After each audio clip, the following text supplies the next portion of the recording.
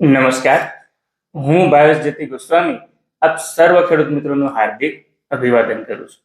ખેડૂત મિત્રો, છેલ્લે સારું ઉત્પાદન લેવું હોય તો એના માટેની તૈયારી છે એ પહેલેથી જ કરવી જોઈએ. એટલે કે પાયામાં જો યોગ્ય પ્રકારના ખાતરો આપી દેવામાં આવે તો એનાથી છોડનો ઉગાવો સારો થાય, છોડનો વૃદ્ધિ વિકાસ સારો થાય અને સરવાળે સારું ઉત્પાદન મળે.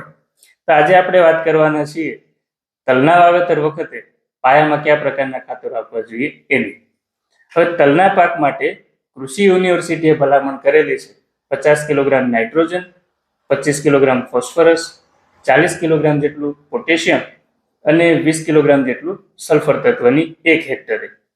હવે આ મુજબના ખાતરોને આપવા માટે 12-32-16 1 વીઘે 10 કિલોગ્રામ, એમોનિયમ સલ્ફેટ 1 વીઘે 20 કિલોગ્રામ અને એની સાથે 20 કિલોગ્રામ જેટલું એનપીકે કન્સોર્ટિયમ.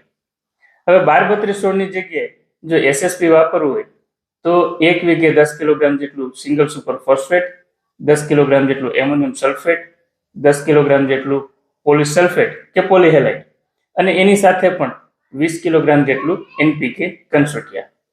હવે આમાં એનપીકે કન્સોર્ટિયાની જે ભલામણ કરેલી છે એને જો વાપરવામાં આવે તો એનાથી રાસાયણિક ખાતરોની અસરકારકતામાં વધારો થાય, જમીનની અંદર બેક્ટેરિયાનું પ્રમાણ વધે, જમીનની અંદર રહેલા અલભ્ય પોષક તત્વો છે એ લભ્ય બને.